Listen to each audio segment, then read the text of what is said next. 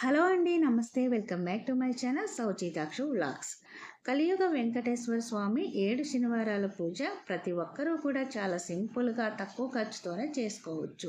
ముఖ్యంగా విద్య, ఉద్యోగం, ఆరోగ్యం, సొంత ఇంటి కళ నెరవేరాలనుకున్న వాళ్ళు ఈ పూజ ప్రతి శనివారం చేసినట్లయితే ఏలినాటి శని ప్రభావం తొలగిపోయి ఆ వెంకటేశ్వర స్వామి కృపా కటాక్షం ఎల్లప్పుడూ మనపై ఉంటుంది. ఈ పూజ చేయాలి అనుకునే వాళ్ళకి చాలామందికి చాలా డౌట్స్ వస్తూ ఉంటాయండి. మరి కొంతమందికి అయితే అన్నీ తెలుసులే అనుకుంటూ ఉంటారు, కానీ మరి కొన్ని తెలియకపోవచ్చు. ఈ పూజ కంప్లీట్ అయిపోయే వరకు ప్రతి ఒక్క డౌట్ కూడా ఎక్స్ప్లెయిన్ చేస్తూ ఈ వీడియో షేర్ చేస్తూ ఉంటాను. సో ఈ వీడియో లాస్ట్ వరకు అయితే చూడండి, ఎక్కడ స్కిప్ చేయొద్దు. మీకు నచ్చితే మాత్రం లైక్ చేయండి, 10 మందికి షేర్ చేయండి. మన ఛానల్ ఎవరైనా ఫస్ట్ టైం చూస్తున్నట్లయితే సబ్స్క్రైబ్ చేసుకోండి. పక్కనే ఉన్న బెల్ ఐకాన్లో ఆల్ బటన్ యాక్టివేట్ చేసుకోండి. ఈ పూజ చేసుకోవాలి అనుకున్న వాళ్ళు ఎవరైనా సరే తెల్లవారుజామున నిద్రలేచి ఇల్లంతా తుడిచేసుకొని తలంటి స్నానం చేసి వచ్చి పూజకు సంబంధించినవన్నీ కూడా సిద్ధం చేసుకోవాలి. స్వామివారి ఫోటో పెట్టుకోవడం కోసం పీటనైతే ఏర్పాటు చేసుకోవాలి. పీటను నీట్గా శుభ్రపరచుకొని బియ్యం పిండి, పసుపు, కుంకుమతో పద్మ ముగ్గు అయితే వేసుకొని కొత్తది పసుపు వస్త్రం అయితే పీట మీద ఇలా పరుచుకోవాలి. 3 గుప్పెట్ల బియ్యం ఈ విధంగా వేసుకొని స్వామివారి ఫోటో, వెంకటేశ్వర స్వామి, లక్ష్మీదేవి కలిసి ఉన్న ఫోటో, లేకుంటే వెంకటేశ్వర స్వామి, లక్ష్మీదేవి సపరేట్గా ఉన్న ఫొటోస్ కానీ పెట్టుకొని మనం పూజనైతే ప్రారంభించాలి. చాలామందికి ఒక డౌట్ అయితే ఉంటుందండి, మనం వెంకటేశ్వర స్వామి పూజ చేస్తున్నాం కాబట్టి ఓన్లీ వెంకటేశ్వర స్వామి ఫోటో మాత్రమే పెడితే సరిపోతుంది అనుకుంటారు. కానీ అలా అస్సలు చేయకూడదండి. పూజ అయితే కంపల్సరిగా వెంకటేశ్వర స్వామి ఫోటో పక్కన లక్ష్మీదేవి ఫోటో కూడా ఉండేటట్టుగా చూసుకోవాలి. ఎందుకు నేను పర్టికులర్గా చెప్తున్నానంటే, మాకు తెలిసిన వాళ్ళు ఆల్రెడీ 7 శనివారాల పూజ ప్రారంభించి 4 వారాలైంది. వాళ్ళు ఇన్ని రోజులు కూడా వెంకటేశ్వర స్వామి ఫోటో మాత్రమే పెట్టి పూజ చేస్తున్నారన్న విషయం నాకు రీసెంట్గా తెలిసింది. సో ఇంకా తెలియని వాళ్ళు చాలామంది ఉంటారు కదా అని చెప్పేసి వీడియోలో నేను ప్రత్యేకంగా చెప్తున్నాను. కంపల్సరిగా వెంకటేశ్వర స్వామి ఫోటోతో పాటు లక్ష్మీదేవి ఫోటో కూడా ఉండేటట్టుగా చూసుకొని మాత్రమే ఈ పూజ ప్రారంభించండి. 7 శనివారాల పూజలో ప్రత్యేకంగా పిండి దీపాలను అయితే పెట్టుకోవాలండి. అందుకోసమే ఈ పిండి దీపాలు కలుపుకోవడం చాలామందికి కష్టంగానే ఉంటుంది. బియ్యం పిండిని అయితే 2 కప్పులు తీసుకొని కొద్దిగా అరటిపండు, బెల్లం, ఆవు పాలు, కొద్దిగా వాటర్ యాడ్ చేసుకుంటూ చపాతీ ముద్దలాగా అయితే ఇలా కలుపుకొని మూత పెట్టేసి ఒక 10 మినిట్స్ పక్కన పెట్టుకుంటే కొంచెం సేపు నానుతుంది.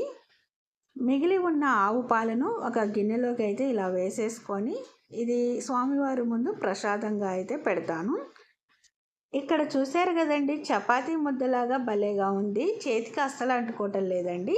ఈ పిండి ముద్దలో నుంచి కొద్దిగా పిండి సపరేట్ చేసి పక్కన పెట్టుకుంటున్నాను. ఎందుకనేది కూడా మీకు షేర్ చేస్తాను. ఇప్పుడు ఈ పిండిలో నుంచి 2 ముద్దలు అయితే ఇలా తయారు చేసుకుంటున్నాను. ఎందుకంటే 2 పిండి దీపాలు అయితే మనం ఏర్పాటు చేసుకోవాలి కాబట్టి.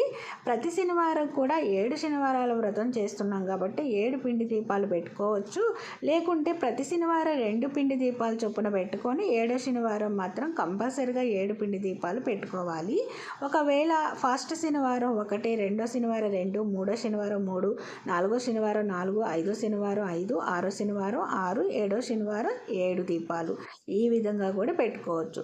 చాలా సింపుల్గా అయితే నేను పిండి దీపాలు తయారు చేసుకున్నాను కదా. స్వామివారికి ఎంతో ఇష్టమైన పానకం, వడపప్పు అయితే తయారు చేసుకుందాము. ఒక గ్లాసులో అయితే వాటర్ తీసుకొని కొద్దిగా బెల్లం ముక్క వేసుకొని 1/2 టీ స్పూన్ ఇలాచీ పౌడర్, మిరియాల పౌడర్ వేసుకొని ఇలా మిక్సింగ్ చేసి పూజకు సంబంధించినవన్నీ ఏర్పాటు చేసుకునే లోపల బెల్లం కరుగుతుంది, పానకం రెడీ అవుతుంది. పిండి కలుపుకునేటప్పుడే వడపప్పుకి పప్పు అయితే నానబెట్టేసాను, నానింది. ఇప్పుడు నేను వాటర్ అంతా తీసేసి ఇలా ఒక గిన్నెలోకి తీసుకొని కొద్దిగా బెల్లం ముక్క పెట్టి ప్రసాదంగా అయితే తయారు చేసుకున్నాను. వెంకటేశ్వర స్వామి కోసం పత్తి వస్త్రం అయితే తయారు చేశాను. స్వామివారి ఫొటోస్కి అయితే గంధం, కుంకుమలతో బొట్లు అలంకరణ చేసుకొని ప్రతి శనివారం కూడా తులసి మాల అలంకరించాలి. తులసి మాల కొన్ని చోట్ల అసలు దొరకదండి. తులసాకు చాలా తక్కువగా ఉంటుంది. అలాంటి వాళ్ళైతే కొద్దిగా తులసి ఆకు స్వామివారి పాదాల దగ్గర పెట్టి పూజనైతే ప్రారంభించవచ్చు. ఇంకా ఎలాంటి సుగంధ ద్రవ్యాలు వెదజల్లే పుష్పాలనైనా సరే స్వామివారికి అలంకరణ చేసుకొని ఈ పూజనైతే ప్రారంభించండి. వెంకటేశ్వర స్వామి 7 శనివారాల పూజ చేస్తున్నాము అంటే కంపల్సరిగా ఎన్నో సమస్యలు, ఆర్థిక సమస్యలు, చదువు, ఉద్యోగం, ఆరోగ్యం, సొంత ఇల్లు ఇలా రకరకాల సమస్యలతో బాధపడుతూ ఉంటారు కదండి. సో వాళ్ళందరూ కూడా స్వామివారికి ముడుపు చెల్లించి మన సమస్య చెప్పుకుంటే కంపల్సరిగా మనకు ఫలితం లభిస్తుందండి. వెంకటేశ్వర స్వామి ముడుపు కోసం ఒక గిన్నెలో అయితే మంచినీరు తీసుకొని పసుపు, గంధం, కర్పూరం, జవాది వేసుకొని కలుపుకొని కొత్తది తెల్లని వస్త్రం అయితే ఈ పసుపు నీళ్ళల్లో 10 నిమిషాలు నానబెట్టి ఆరబెట్టిన తర్వాత ఇలా పసుపు వస్త్రంలాగా తయారవుతుంది. ఈ వస్త్రంపై గంధం కుంకుమతో బొట్లు పెట్టేసుకొని పసుపు కుంకుమ అక్షింతలు వేసుకోవాలి. ముడుపు కోసం పసుపు వస్త్రం తయారు చేసేటప్పుడు ప్రతి ఇంట్లో పసుపు గంధం కంపల్సరిగా ఉంటుంది కాబట్టి పసుపు అయితే వాడండి. ముద్ద కర్పూరం, జవాది ఇంట్లో ఉంటే వాడండి, లేకుంటే స్కిప్ చేయండి. ఎంత సుగంధ పరిమళంతో పూజ ప్రారంభిస్తే అంత పాజిటివ్ వైబ్ ఉంటుందని చెప్పేసి నేనైతే ఈ విధంగా చేశాను. మీకు నచ్చితే మాత్రం ఒక స్మాల్ లైక్ చేయండి. ఇప్పుడు ఈ పసుపు వస్త్రంలో మనం 7 ఎండి ఖర్జూరం, 7 లవంగాలు, 7 ఇలాచి, కొద్దిగా తులసి దళం, జవాది, కర్పూరం, మనం ఎంతైతే డబ్బులు ముడుపు కట్టాలనుకుంటున్నామో అంతా, అలాగే మనకి ఏదైతే సమస్యలు ఉన్నాయో ఆ కోరికలు నెరవేరాలని చెప్పి చిన్న చీటీలో మన కోరికలను రాసి ఈ ముడుపులో పెట్టేసుకొని ఈ విధంగా వెంకటేశ్వర స్వామి నామాలైతే ఇలా గంధం కుంకుమతో రాసుకొని ఇలా స్వామివారి పాదాల దగ్గర అయితే పెట్టి నేను పూజనైతే ప్రారంభిస్తున్నాను. ఇక్కడైతే మీరు చూస్తున్నారు కదా, ఫస్ట్ వారం నేను పూజ చేసుకున్నప్పుడు చిన్న వీడియో క్లిప్పింగ్ అయితే తీశాను, అది ఇక్కడ యాడ్ చేశానండి. ఇప్పుడు నేను 2వ వారం పూజను ఆరంభించేది ఈ వీడియోలో పెట్టాను. వెంకటేశ్వర స్వామి పూజ చేసేటప్పుడు ముందుగా అయితే మనం వినాయకునికి పూజ చేసుకోవాలి కాబట్టి పసుపుతో అయితే ఈ విధంగా వినాయకుడిని తయారు చేసి పెట్టుకున్నాను. చిన్న వినాయకుని ప్రతిమ ఉన్నా కూడా పెట్టుకోవచ్చు. నేను ప్రతిమ పెట్టాను, పసుపుతో కూడా వినాయకుని తయారు చేసి పెట్టుకున్నాను. ఈ విధంగా అయితే పూలతో అలంకరణ చేసుకోవాలి. అలాగే స్వామివారి పాదాల దగ్గర తాంబూలం కూడా పెట్టేసుకున్నాను.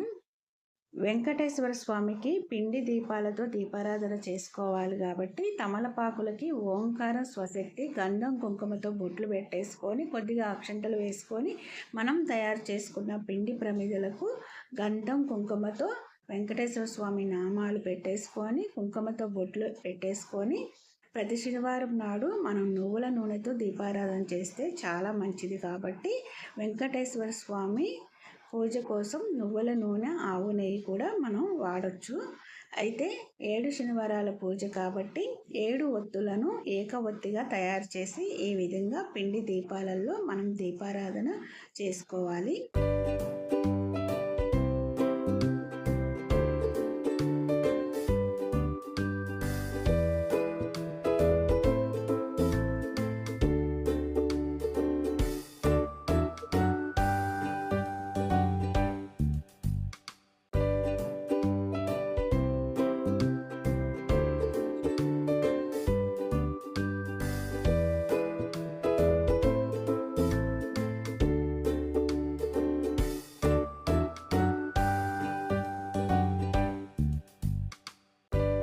దీపారాధన, పుష్పాలంకరణ తర్వాత ఆచమనం, షోడోపచార పూజ అయితే ప్రారంభించుకోవాలి. మనం తయారు చేసిన ప్రతి ఒక్క ప్రసాదంలో ఈ విధంగా తులసీదళం వేయడం వలన తులసీదళం ఎంత పవిత్రంగా ఉంటుందో మనం తయారు చేసిన ప్రసాదాలు కూడా అంతే పవిత్రంగా ఉంటాయి అని భావించుకోవాలి.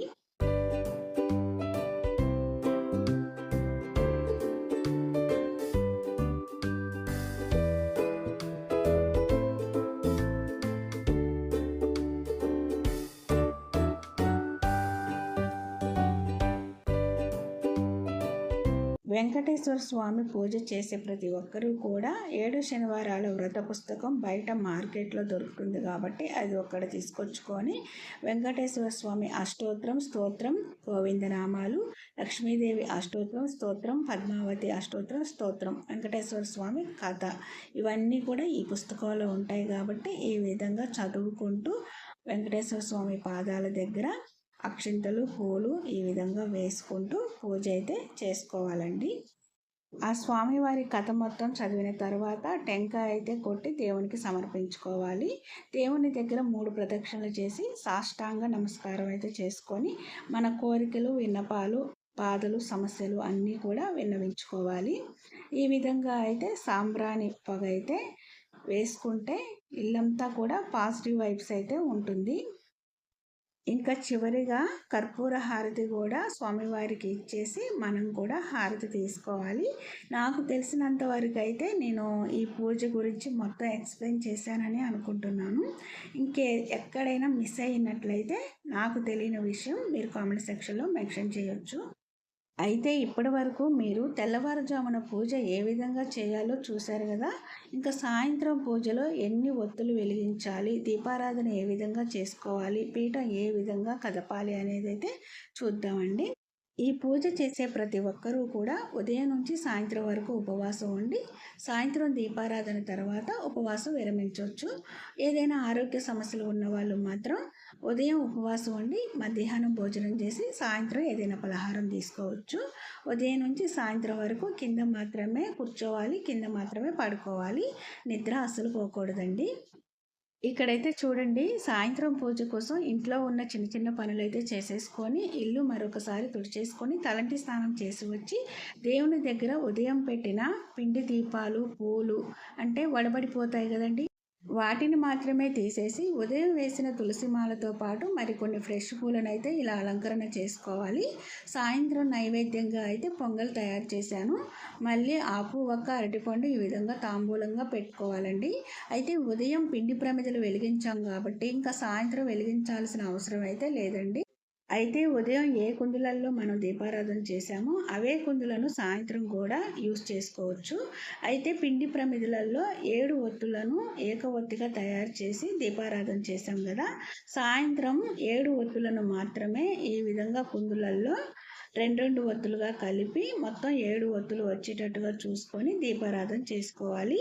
నైవేద్యంగా తయారు చేసిన పొంగల్ అయితే స్వామికి సమర్పించుకొని ఉదయం ఏ విధంగా అయితే పూజ మనం చేసుకున్నామో సాయంత్రం కూడా వెంకటేశ్వర స్వామి అష్టోత్తరం స్తోత్రం గోవిందనామాలు పద్మావతి లక్ష్మీదేవి అష్టోత్తరం స్తోత్రాలు అన్నీ కూడా మనం చదువుకొని వెంకటేశ్వర స్వామి కథతో పాటు ఈ విధంగా స్వామివారికి పూలు అక్షింతలు ఇలా పాదాల దగ్గర వేసుకుంటూ పూజ అయితే ముగించుకోవాలండి.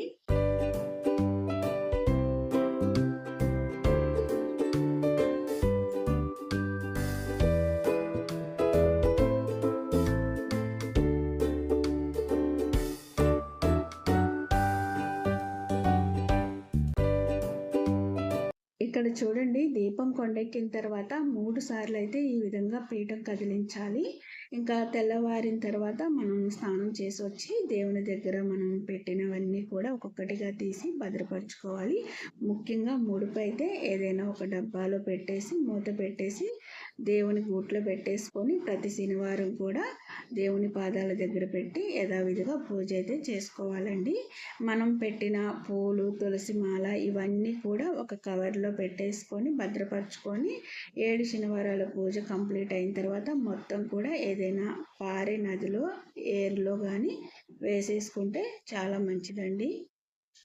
ఇక్కడ చూడండి, మనం తయారు చేసుకున్న పసుపు గణపతిని ఏదైనా చెట్టు మొదట్లో పెట్టేసుకోవచ్చు. ఫోటో కింద 3 గుప్పిట్లు బియ్యం వేసుకున్నాం కదా, ఆ బియ్యం మనం పొంగల్ తయారు చేసేటప్పుడు పొంగట్లో కలిపేసుకోవచ్చు. ఈ విధంగా తెల్లవారుజామున పూజ దగ్గర నుంచి సాయంత్రం పూజ వరకు కొండెక్కిన తర్వాత పీఠం ఏ విధంగా కదిలించాలి, తీసినవన్నీ ఏం చేయాలి అన్నీ కూడా ఈ వీడియోలో మీకు షేర్ చేశాను. మీకు అర్థమైందని అనుకున్నాను. ఈ వీడియో మీకు నచ్చితే లైక్, షేర్, సబ్స్క్రైబ్